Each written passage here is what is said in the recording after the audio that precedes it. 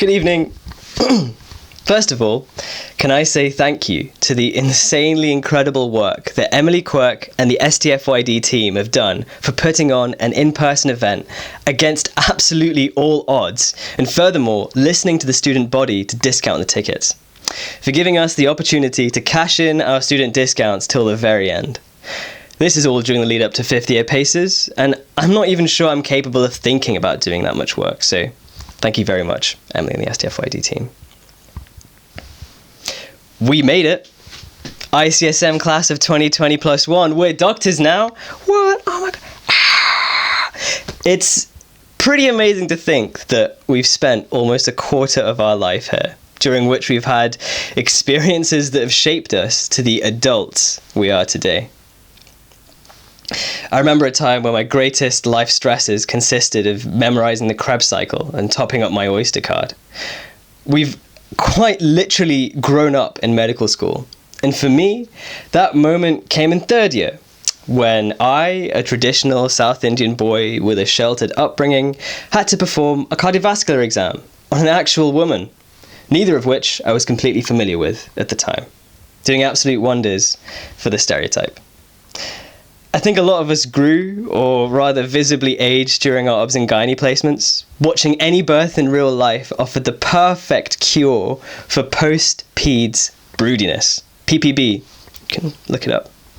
I'm sure we can all appreciate the miracle of life, or as a male student doctor, I was able to appreciate it muchly from the outside of the delivery room with the door firmly closed.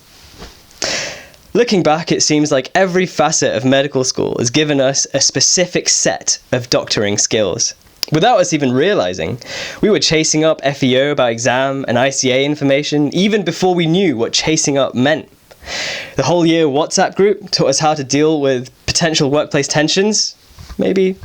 PBL sessions developed our attention span for the 3-hour MDTs that lay ahead. Sports nights, tours, and clubbing in London have cultivated the resilience to power through those night shifts with questionable reserves of energy and mental capacity.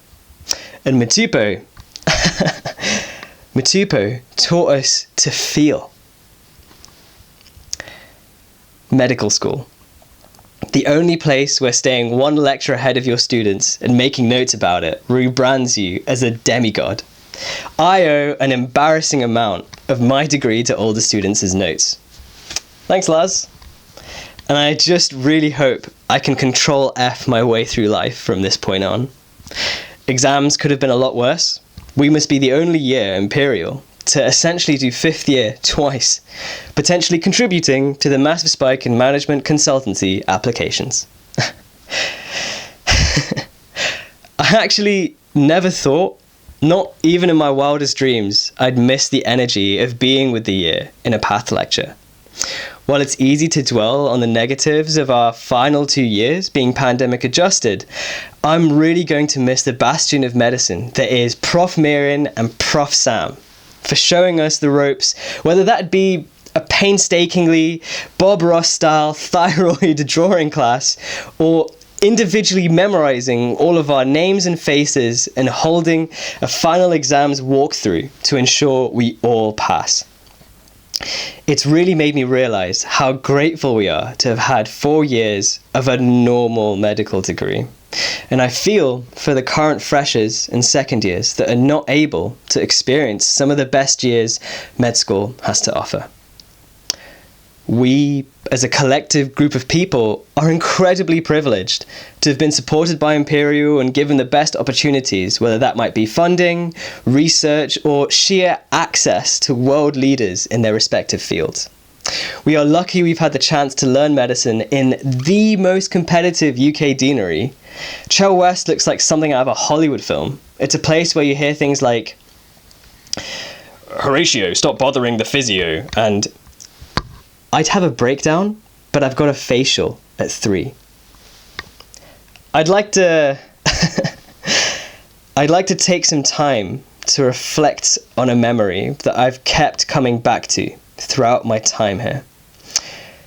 I don't know if you all remember Oliver Rumble, but he passed away in 2017 due to complications from his cystic fibrosis. I was sitting next to him in a presentation evening, and I asked him, as all wide-eyed, naive third years do, if he had a preferred specialty and what his career choices were.